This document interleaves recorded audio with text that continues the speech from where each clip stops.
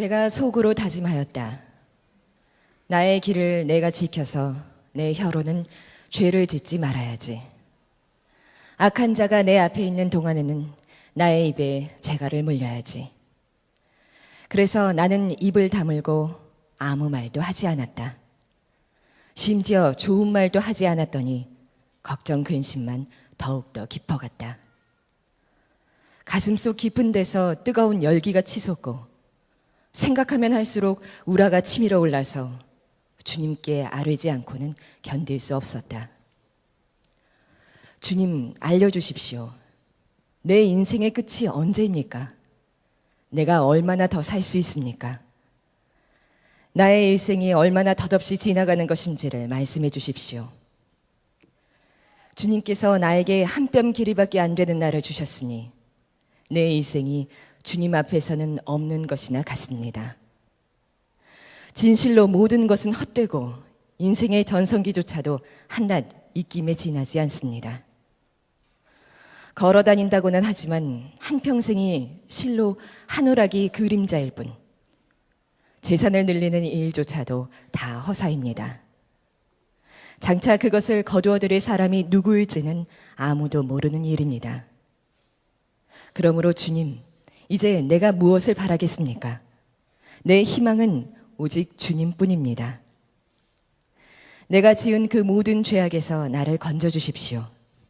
나로 어리석은 자들의 조롱거리가 되지 않게 해주십시오. 내가 잠자코 있으면서 입을 열지 않음은 이 모두가 주님께서 하신 일이기 때문입니다. 주님의 채찍을 나에게서 거두어 주십시오. 주님의 손으로 나를 치시면 내 목숨은 끊어지고 맙니다. 주님께서 인간의 잘못을 벌하시고 그 아름다움을 조미 먹은 옷같이 삭게 하시니 인생이란 참으로 허무할 뿐입니다. 주님, 내 기도를 들어주십시오. 내 부르짖음에 귀를 기울여 주십시오. 내 눈물을 보시고 잠잠히 계시지 말아 주십시오. 나 또한 나의 모든 조상처럼 떠돌면서 주님과 더불어 살아가는 길송과 나그네이기 때문입니다. 내가 떠나 없어지기 전에 다시 미소 지을 수 있도록 나에게서 눈길을 단 한 번만이라도 돌려주십시오. 남아프리카 공화국에서 아프리카 코스타가 열려서 기도해 주셔서 잘 다녀왔습니다. 남아프리카 공화국 하나님의 계획 가운데 다녀온 것 같습니다. 가서 굉장한 감동을 많이 받았습니다. 특별히 넬슨 만델라 전 대통령에 대해서 깊은 인상을 받았습니다. 저희들이 남아프리카 공화국을 떠나는 날 7월 18일인데 그날이 이 만델라 전 대통령의 94회 생일이더군요. 그래서 공항마다 이 만델라 전 대통령에게 축하 메시지를 쓰는 이런 코너들이 만들어져 있기도 했습니다.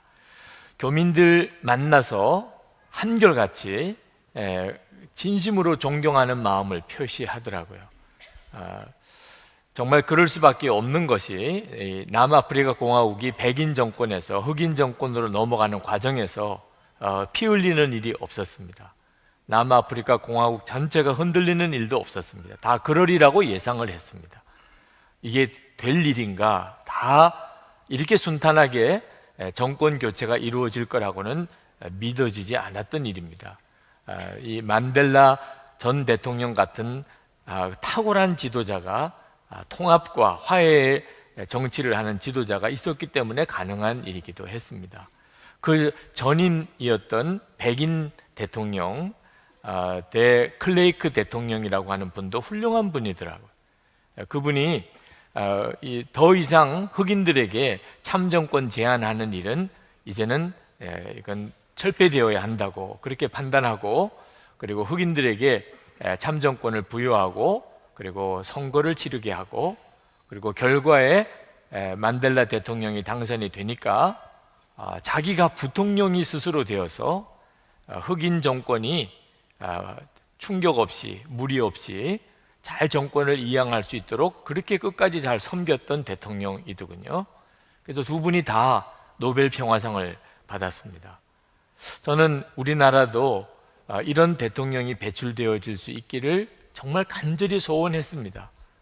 인종 간의 정권 교체도 되는구나. 우리나라 얼마든지 정권 교체를 잘 이루어가면서 하나님이 정말 축복하는 나라가 될 수 있다고 하는 사실을 거기서 도전받았습니다.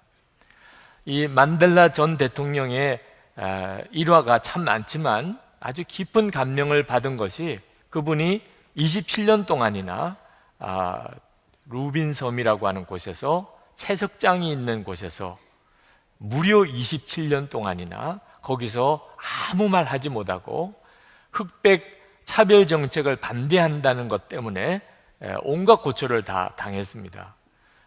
케이프타운 테이블 마운틴에 올라가서 그 바로 앞에 있는 루빈섬 감옥을 실제로 보았습니다.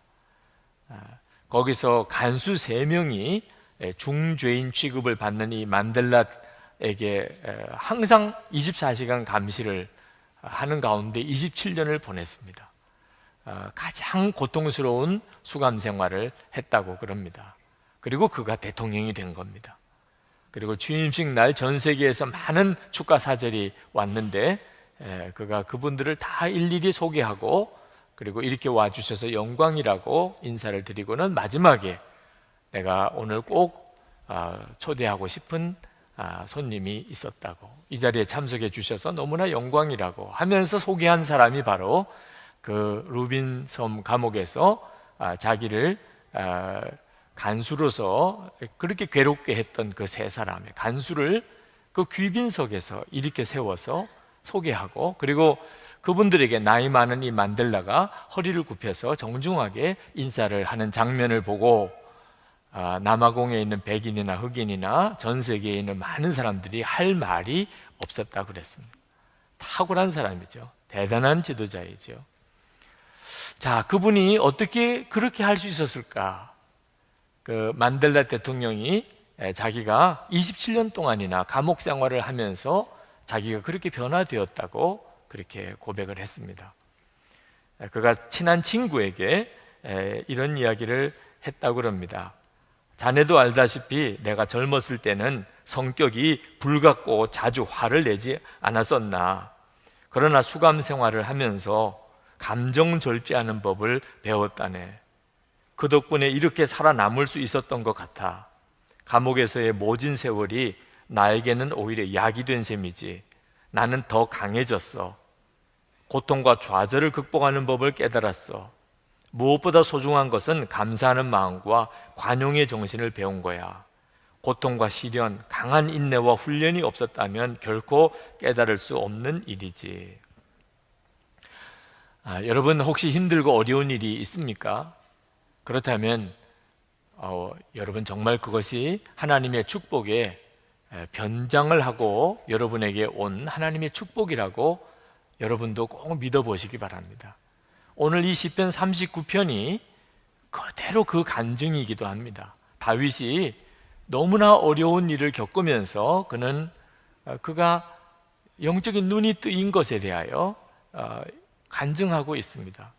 다윗이 굉장한 어려움을 겪는데 그 어려움을 그는 말을 할 수 없는 고통이라고 그렇게 표현을 했습니다. 1절 말씀을 한번 보실까요? 내가 속으로 다짐하였다. 나의 길을 내가 지켜서 내 혀로는 죄를 짓지 말아야지. 악한 자가 내 앞에 있는 동안에는 나의 입에 재갈을 물려야지. 다윗은 내가 말을 하지 말아야 되겠다 라고 그렇게 결단을 했다는 겁니다. 여러분 말하지 않는 고통을 한번 경험해 보셨나요? 미국 필라델피아에 이스턴 스테이트 감옥이라고 하는 유명한 감옥이 있다고 합니다. 1829년에 세워졌는데 지금은 이제 관광지고 영화 촬영 장소로 그렇게 사용이 되고 있지만 상당히 유명한 감옥이라고 합니다. 그 지역이 퀘이커 교도들이 많이 살던 곳이라 감옥을 처음에 만들 때 이 재수자들에게 물리적인 어떤 고통을 주는 일은 하지 않는 감옥을 만들었다고 그래요. 그 19세기 초에 미국 백악관에도 상수도 시설이 제대로 잘 안 될 그때 이 감옥에는 완벽한 상수도 시설을 갖춰 놓고 그리고 중앙 난방 공급 장치도 만들어지고 거의 호텔급 교도소를 만든 겁니다. 거기에 죄수들이 수감이 되는데 그 죄수들에게 요구하는 것은 하나밖에 없어요. 침묵입니다. 침묵. 침묵하기 위해서 죄수들 한 사람 앞에 다 방을 하나씩 주었습니다. 그리고 밥도 식당에 모아서 밥을 먹으면 말을 하게 되니까 간수들이 다 방에다가 밥을 배달을 해 주었어요. 간수들이 복도에 다닐 때도 소리 날까봐 덜신을 신고 다닐 정도로 온 교도소가 조용한 침묵 속에 그렇게 하루하루가 진행이 됐다는 거죠. 근데 죄수들이 그렇게 거기를 가기 싫어했다는 거예요. 이 침묵이라고 하는 고통이 얼마나 큰가 하는 것을 상징적으로 보여주는 일화이기도 합니다. 여러분, 하나님께서 우리에게 때때로 말을 하지 못하게 하십니다. 물론 여러 가지 상황이 말을 못할 상황이 되기도 하지만 하나님이 그렇게 하실 수도 있다는 것을 여러분이 아셔야 합니다. 저도 지금까지 지내오는 동안에 하나님께서 말하지 못하게 하실 때가 있더라고요. 제가 참 존경하던 어느 목사님으로부터 공개석상에서 아주 엄청난 책망을 들은 적이 있습니다. 그것도 뭐 제가 무슨 진짜 잘못한 일이 있어서 그런 게 아니고 오해에 의해서 그런 책망을 들었을 때 그때 정말 제 마음에서 주님이 입을 다물라고 하셨어요. 아무 말을 하지 말라. 그냥 들으라는, 책망을 들으라는 거예요. 한 번은 지방회 때 감리사님께서 다 지방회원들이 앉아있는 자리에 저희 교회 대표가 되시는 장로님 교우들도 있는 자리에서 저에게 공개적으로 잘못을 책망하시는 이런 일도 있었어요. 그때도 하나님께서 저에게 아무 말을 하지 말라.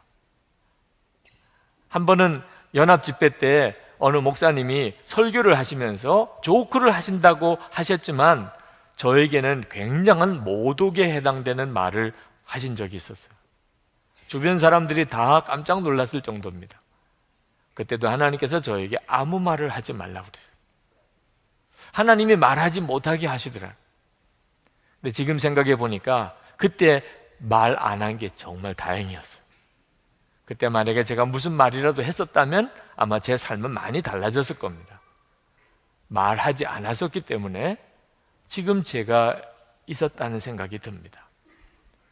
여러분, 때때로 우리가 착각하고 있는 것이 옳은 말은 해도 되는 줄로 생각합니다. 옳은 말은 해도 되는 줄로.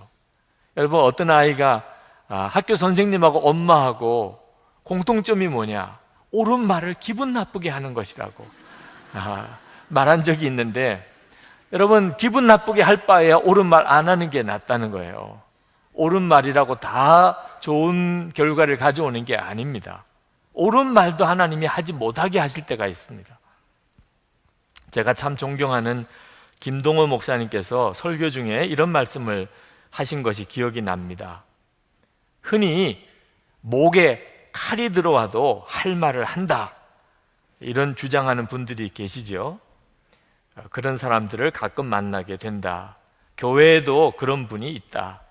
그런 분은 대개 옳은 말과 바른 말을 한다. 나는 그런 분들이 교회에 꼭 있어야 한다고 생각을 했다. 그런데 막상 지나고 보니까 그게 아니었다. 그렇게 정의롭고 옳은 말을 하시는 분들이 이상하게도 교회를 더 힘들게 만들었다. 분열이 생기고 다툼이 생겼다. 참 이상한 일이었다. 옳은 말을 하는데 왜 교회가 어려워질까? 나는 그 이유를 고린도전서 13장에서 찾았다. 우리가 천사의 말을 한다고 해도 사랑이 없으면 아무것도 아니라고 말씀하고 있다. 상대방을 사랑하는 마음이 없다면 아무리 옳은 말을 해도 그냥 소용이 없는 것이 아니라 전혀 소용이 없다는 것이다. 외과 의사는 어떤 면에서 참 잔인하다. 몸에 악성 종양이 발견되면 단호하게 칼로 잘라낸다. 그렇게 하지 않으면 종양이 더욱 커져서 환자의 생명을 위협하기 때문이다. 그런데 의사는 칼로 째기만 하는 게 아니다. 의사들은 짠 후에 반드시 그것을 꿰맨다. 째는 시간보다 꼬매고 아물도록 치료하는데 더 많은 시간과 정성을 쏟는다. 그런 과정이 있기 때문에 환자는 치료가 되는 것이다. 목에 칼이 들어와도 할 말을 하는 사람들은 어찌 보면 외과 의사와 같다. 옳지 못한 것을 보면 칼을 들어 서슴없이 잘라내는 것이다. 여기까지는 의사와 같은데 그런데 다른 것은 찔 줄만 알지 싸맬 줄을 모른다는 것이다. 꼬매고 치료할 줄을 모른다. 목에 칼이 들어와도 할 말은 하는데 그 다음에 싸맬 줄을 모르면 결과는 살리는 게 아니라 죽이는 게 되는 것이다. 그런데도 정작 당사자는 그것을 모르는 게 문제다. 내가 틀린 말을 했나? 이렇게 생각한다. 틀린 말을 한 게 아니라 맞는 말을 한 것은 사실이다. 그러나 아무리 맞는 말을 해도 싸매주지 않으면 사람이 죽게 되는 것이다. 여러분, 오늘 다윗이 깨달은 거예요. 그는 속으로는 할 말이 많았습니다. 사람들의 많은 말을 들었어요. 자기도 할 말이 많아요. 그런데 그는 하나님께서 하지 못하게 하시는 것을 느꼈습니다. 그래서 2절 하반절에 그래서 나는 입을 다물고 아무 말도 하지 않았다고 합니다. 자, 여러분, 우리가 이와 같은 상황을 수도 없이 경험합니다. 지금도 아마 여러분 정말 속이 터질 것 같은 분이 있으실 거예요. 할 말은 많은데 하고 싶은데 말을 못할 상황에 지금 처해져 있는 분들이 있으실 겁니다. 다윗이 이렇게 사람들이 다 자기에게 뭐라고 하는데도 말을 하지 않기로 한 데는 다윗 자신도 잘못이 있다고 인정했기 때문입니다. 8절에 보면 내가 지은 그 모든 죄악에서 나를 건져 주십시오. 나로 어리석은 자들의 조롱거리가 되지 않게 해 주십시오. 다윗도 자기에게도 일말의 책임이 있다고 인정했습니다. 우리도 항상 옳은 편에 서 있을 수만은 없습니다. 우리에게도 항상 잘못이 있게 마련이죠. 말을 하는, 결국 나 자신의 잘못에 대해서 내가 책임을 회피하는 것이 될 수도 있고 다른 사람에게 전가할 수도 있는 것이죠. 그래서 다윗은 침묵을 합니다. 그런데 너무 고통스러운 거예요. 말하지 않고 그냥 침묵한다는 게 너무 괴로운 겁니다. 2절 말씀 하반절에 보면 심지어 좋은 말도 하지 않았더니 걱정 근심만 더욱 더 깊어갔다. 그리고는 속에서 불이 나는 거예요. 3절에 보면 가슴 속 깊은 데서 뜨거운 열기가 치솟고 생각하면 할수록 우라가 치밀어 올라서. 지금도 요 상태쯤에 가 있으신 분들은 오늘 정말 은혜 받으시는 날입니다. 네. 정말 말을 하고 싶어서 속에서 이렇게 불이 치밀어 오르는, 그런데도 말을 하지 못하는 이 답답한 심정을 어떻게 해야 하지요? 그때 다윗은 기도합니다. 주목해 볼 말씀이에요. 3절 하반절, 주님께 아뢰지 않고는 견딜 수 없었다 그랬습니다. 사람들에게는 말을 하지 않기로 했습니다. 그래서 속이 불이 나는 것 같아요. 그러나 하나님께는 말할 수가 있잖아요. 그래서 다윗이 그래서 하나님 앞에 토해냅니다. 자기 속에 있는 이 불같은 심정을 토해내요. 처음에는 다윗의 기도는 탄식입니다. 4절 말씀에 보면 주님 알려주십시오. 내 인생의 끝이 언제입니까? 내가 얼마나 더 살 수 있습니까? 나의 일생이 얼마나 덧없이 지나가는 것인지를 말씀해 주십시오. 한마디로 죽여달라 이 말이에요. 죽여달라. 차라리 죽여주십시오. 그렇게 다윗이 기도합니다. 5절 6절에 가보면 모든 게 다 허무해졌어요.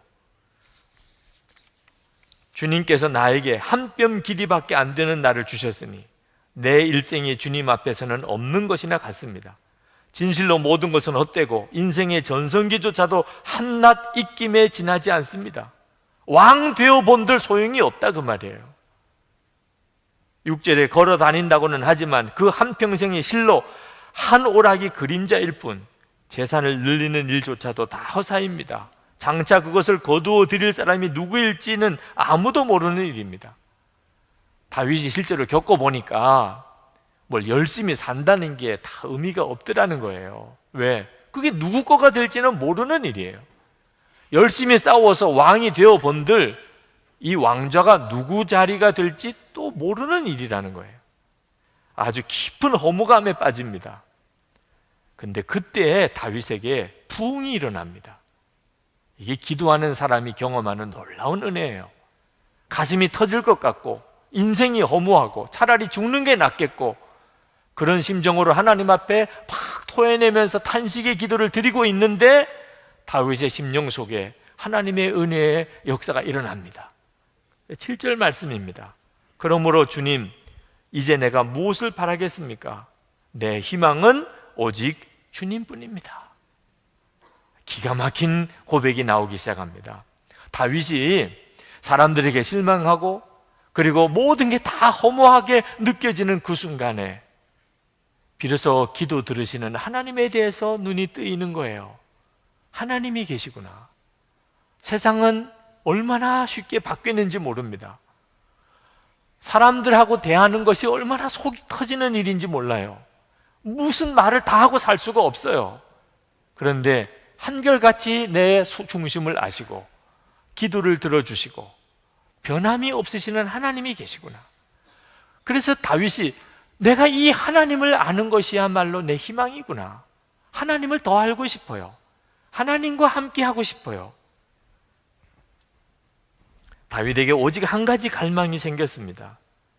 하나님을 알고 싶은 겁니다. 세상에서 좌절하고 답답하고 억울하고 허무할 때 오히려 진짜가 눈에 뜨인 거죠.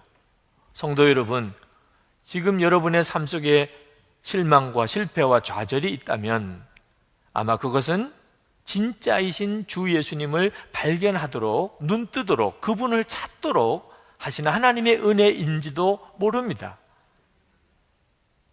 제가 목사가 될 때 그때 솔직히 제 마음에는 버려야 될 게 많은 줄 알았어요. 목사가 되려고 하다 보니 무슨 돈 버는 욕심을 가지겠어요.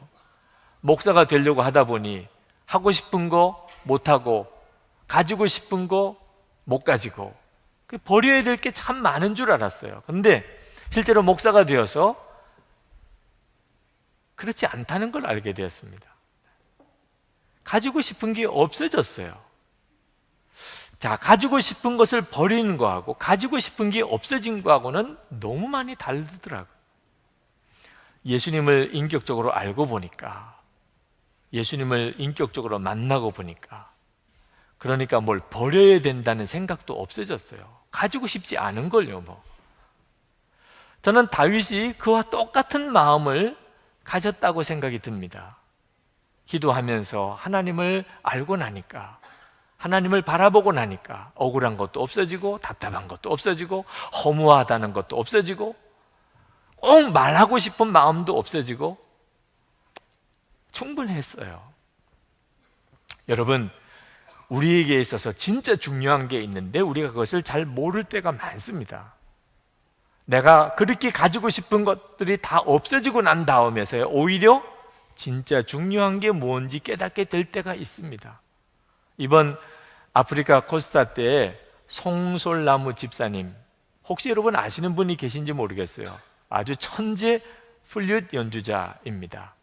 그 허준 또는 이산 이런 드라마의 그 배경음악을 작곡하고 연주했던 분이에요.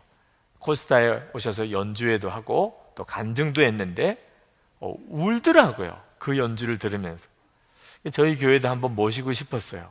그분의 간증 중에 이런 고백이 있었습니다. 그분이 처음에 은혜를 받고 그리고 7년 동안이나 교회를 떠난 적이 있었대요. 너무 하나님에 대해서 원망이 심해서 그렇게 아끼던 악기를 도둑 맞은 다음에 하나님이 지켜주지 않은 것에 대해서 너무 원망스러워서 은혜를 받고도 교회를 떠났던 적이 7년이나 떠났던 적이 있었다고 합니다. 7년 만에 어느 수요 예배 때 하나님 앞에 나와서 예배를 하게 되는데 그때 주님이 물으시더래요. 내가 진짜 잃어버린 게 무엇이었느냐. 그때 이 송솔나무 집사님이 그냥 금방 대답했대요. 주님과의 첫사랑입니다. 그 값비싼 소중한 악기를 잃어버린 게 아니었던 걸 알았어요. 주님과의 그 첫사랑을 내가 잃어버렸었구나. 여러분, 여러분에게 있어서 진짜 중요한 게 뭐지요? 우리 주님입니다. 예수님이십니다. 다윗은 하나님에 대해서 눈이 뜨이고 나서 그는 자기가 겪고 있는 이 모든 일이 사람들이 한 게 아니고 하나님이 하신 것이구나 하는 것을 깨닫고 고백합니다. 9절 말씀에 그가 이렇게 고백합니다. 내가 잠자고 있으면서 입을 열지 않으면 이 모두가 주님께서 하신 일이기 때문입니다. 처음에는 속이 터질 것 같았어요. 그런데 지금은 잠잠히 입을 다뭅니다. 주님이 하셨구나. 그렇게 인정했어요. 깨달았어요. 그러면 충분했어요. 여러분, 혹시 여러분이 너무너무 속상하고 답답하고 미칠 것 같고 그냥 다 허무하고 차라리 죽고 싶고 그런 마음이 들고 있다면, 그렇다면 아직도 여러분 안에 여러분의 자아가 시퍼렇게 살아있어서 그렇습니다. 네. 정말 쓸데없는 것을 붙잡고 있는 거예요. 나도 좀 말 좀 하고 삽시다. 꼭 그럴 필요가 없습니다. 여러분이 예수님을 정말 만나고 나면, 그러면 말하고 안 하고가 그렇게 중요한 문제도 아니에요.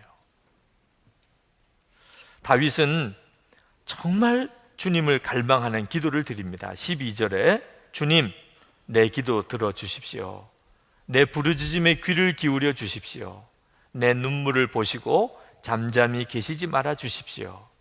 나 또한 나의 모든 조상처럼 떠돌면서 주님과 더불어 살아가는 길손과 나그네이기 때문입니다.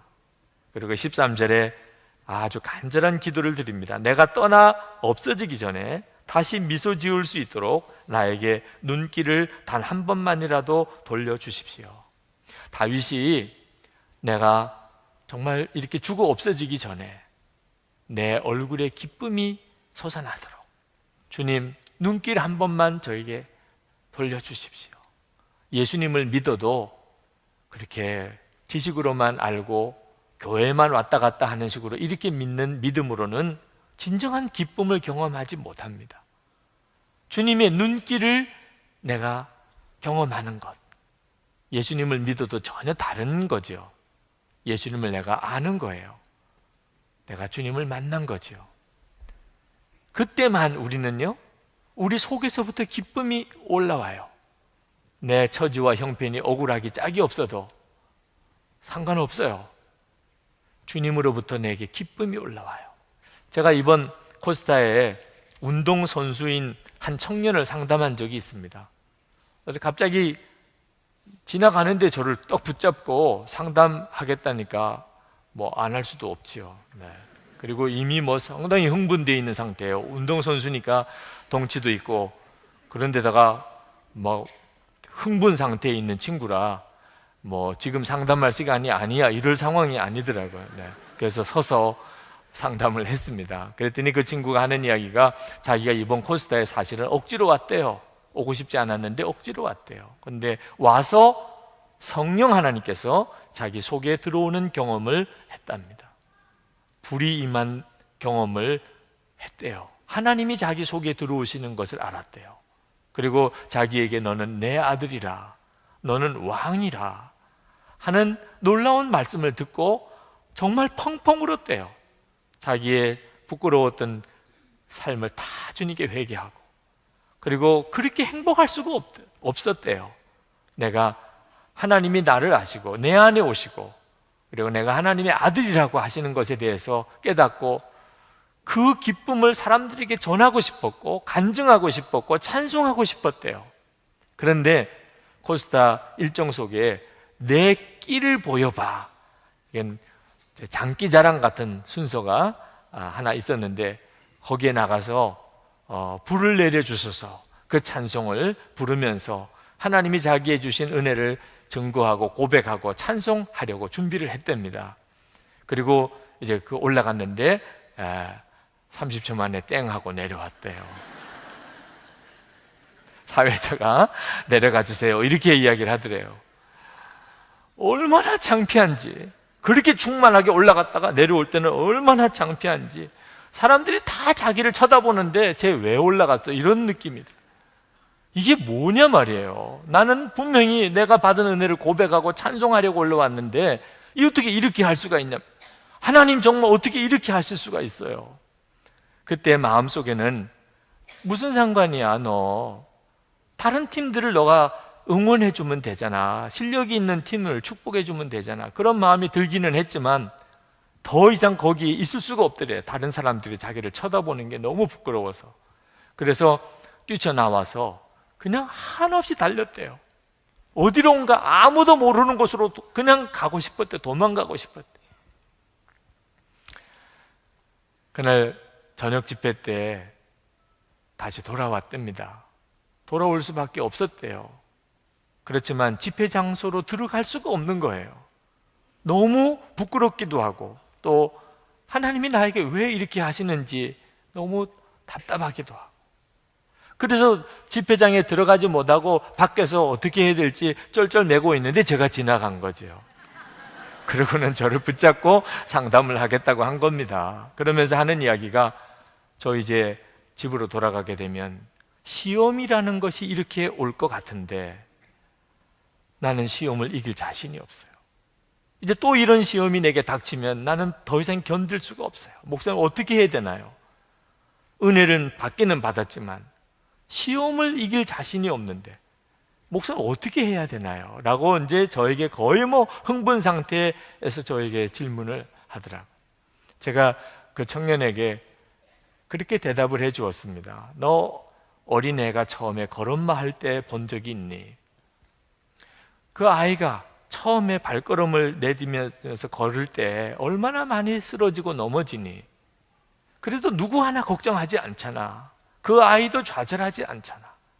그렇게 넘어졌다가 다시 일어나고 넘어졌다가 다시 일어나면서 어느덧 잘 걷게 되는 거잖아. 너에게도 똑같아.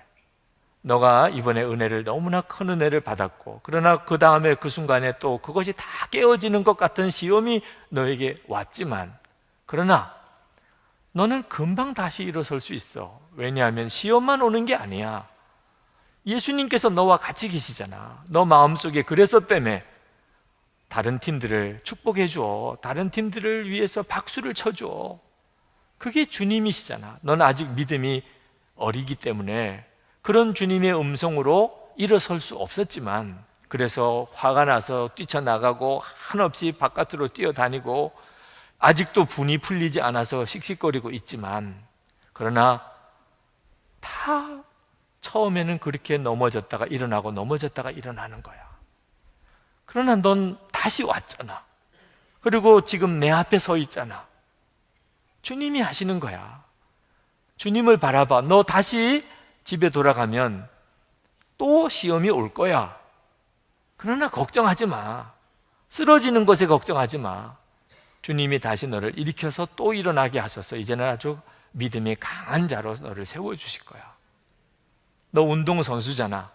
처음에 훈련 시작하면 다 서툴잖아. 그러다가 어느덧 선수가 되는 거잖아. 그러면서 주님이 주시는 마음이 있었어요. 너 이번에 가면 주일 예배 때 목사님에게 부탁드리고 꼭 간증을 해라. 목사님 저 간증할 게 있어요. 그래서 간증할 시간을 달라고 그래라. 그리고 이번 고스타 때 너가 받은 은혜를, 그리고 30초 만에 땡 한 거 다 고백해라. 그리고 너무 화가 난 거, 견딜 수가 없어서 바깥으로 뛰쳐나가서 한없이 뛰어다닌 거, 그리고는 다시 돌아왔는데 들어갈 수가 없어서 너 쩔쩔맨 거, 그때 나를 만난 거 다 간증해라. 주님이 역사하신 거야 다. 그리고 다시 일어선 것을 너가 고백하면 너에게 있어서는 놀라운 영적인 진보가 있을 것이다. 얼굴이 확 펴졌어요. 네. 근데 감사한 것은 폐회 예배 때 강사님이, 여러분 중에 혹시 간증할 사람이 있나요? 저요. 그러고 나 폐회 예배 때 간증을 하는 거 있잖아요. 네. 할렐루야. 너무 놀라운 일이죠. 여러분들도 정말 속 터질 것 같은, 하나님 왜 이렇게 하시죠? 정말 속이 터질 것 같은, 입이 10개라도 할 말이 없고 너무 허무하고 차라리 죽고 싶고 그런 분이 혹 계신가요? 기도할 수 있잖아요. 다윗이 그랬잖아요. 사람에게는 할 말이 없지만 하나님께는 얼마든지 말할 수 있잖아요. 그 들어주시는 그 주님을 바라보시기 바랍니다. 예수님이세요. 여러분이 예수님에 대해서 눈이 뜨이면 그 충분해요. 더 이상 문제가 안 됩니다. 저는 이번 아프리카 코스타에 갔다가 처음에는 좀 당황스러웠어요. 왜냐하면 보통 유학생 수련회 가면 보통 대학생 이상입니다. 그런데 이번에는 10대 아이들이 3분의 2 이상이에요.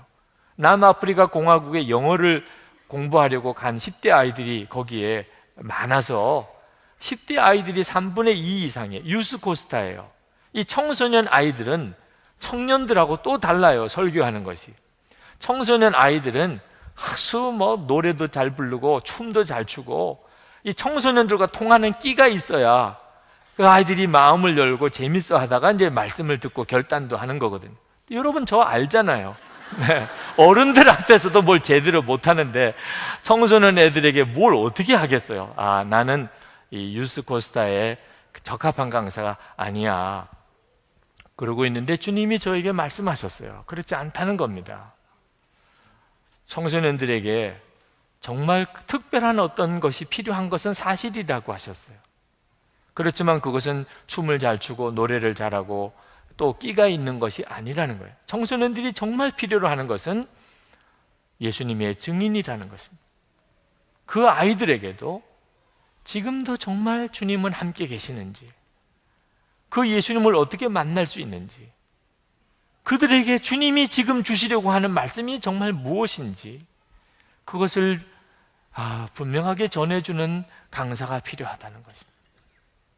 하나님께서 저에게 허락하셨던 주님과의 놀라운 친밀함에 대하여 그 청소년들에게 전했어요.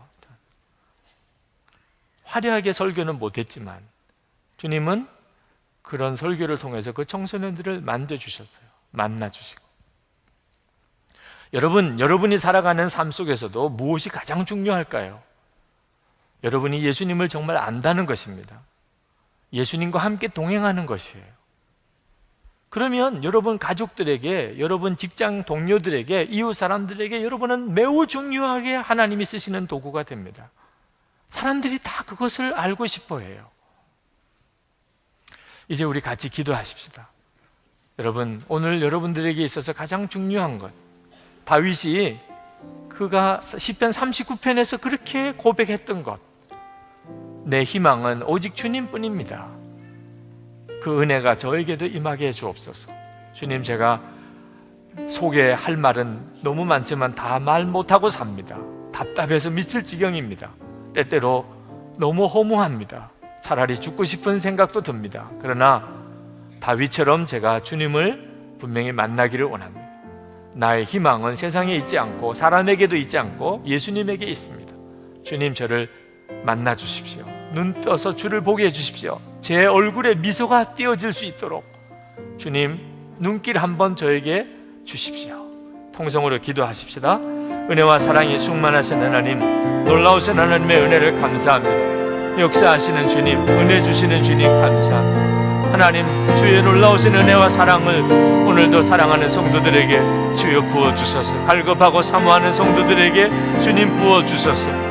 원합니다. 주님, 진정으로 주님 원합니다. 주님이시면 충분합니다. 하나님, 때때로 너무 답답할 때가 많고, 하나님 너무 허무하고, 하나님 때때로 죽고 싶은 생각 들 때도 있지만, 주님, 우리의 기도를 언제나 들어주시는 주님, 언제나 함께 하시는 주님, 주님을 사모합니다. 다윗이 갈망하고 소원한 것처럼 주님을 원합니다. 친밀히 주님을 알기 원하며 주님과 행복하게 동행하는 자가 되기를 원합니다. 하나님의 은혜의 통로로 쓰임받고 싶습니다.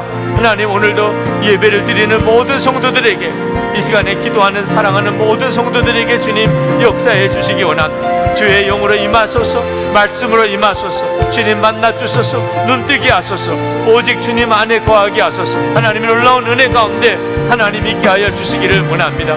주님 붙들어 주시기 원합니다. 주님과 동행하며 또 한 주간 승리의 삶을 살게 하여 주시옵소서. 주님 감사합니다. 아버지 하나님 감사합니다. 주님 정말 감사합니다. 하나님, 우리의 삶이 매우 공고해서 하나님 말 다 마음껏 하고 살지 못하고, 또 때때로 너무 허무감에 빠지고 차라리 죽는 것이 좋겠다는 생각이 들 때도 있지만, 주님, 우리에게는 우리의 기도를 들으시는 주님에 대한 믿음이 있습니다. 오늘 다윗처럼 우리의 희망은, 나의 희망은 오직 주님뿐입니다. 예수님, 눈을 열어주소서. 우리의 얼굴에 기쁨이 넘치도록 주여, 주의 눈길을 우리가 볼 수 있게 해 주옵소서. 우리를 향하여 주의 눈길을 하나님 허락해 주소서. 오늘 이 예배 참여한 모든 성도들에게 주여 임하소서. 예수님 한 분이면 정말 충분한 그 믿음을 주소서. 하나님, 우리가 살고 있는 세상은 얼마든지 살만한 가치가 있고 또 우리에게 주신 사명이 있는 삶이요, 우리의 가족들, 우리 주변에 있는 모든 이들에게 주님의 은혜의 통로가 되어지는 삶을 살게 하여 주시옵소서. 주 예수님 감사합니다. 오늘도 전심으로 찬양하고 주님께 나와 예배하는 성도들, 또 정성을 다하여 주님께 예물 드린 성도들을 축복합니다. 드려진 이 헌금이 하나님 나라 영광 위하여 귀하게 사용되게 하소서. 성도들의 삶에는 복이 되게 하소서. 저들의 영혼과 육신을 축복하시고 가정과 자녀들과 기업에 복을 주소서. 거룩한 성도와 교회가 일어나게 하소서. 이 민족이 새로워지고 남북이 통일되게 하시고 북한에 있는 동포가 구원받게 하소서. 북한을 둘러싸고 수련회를 하고 단기 선교 여행을 떠난 청소년들의 기도를 오늘도 들어주소서. 주여, 세계 열방에 나가 복음을 전하는 선교사님들과 단기 선교 여행을 떠나 있는 성도들과 청년들을 축복해 주옵소서. 인도하소서. 주님, 곳곳에서 드려지는 예배를 주님 받아 주소서. 예수 그리스도 이름으로 간절히 기도합나이다. 아멘.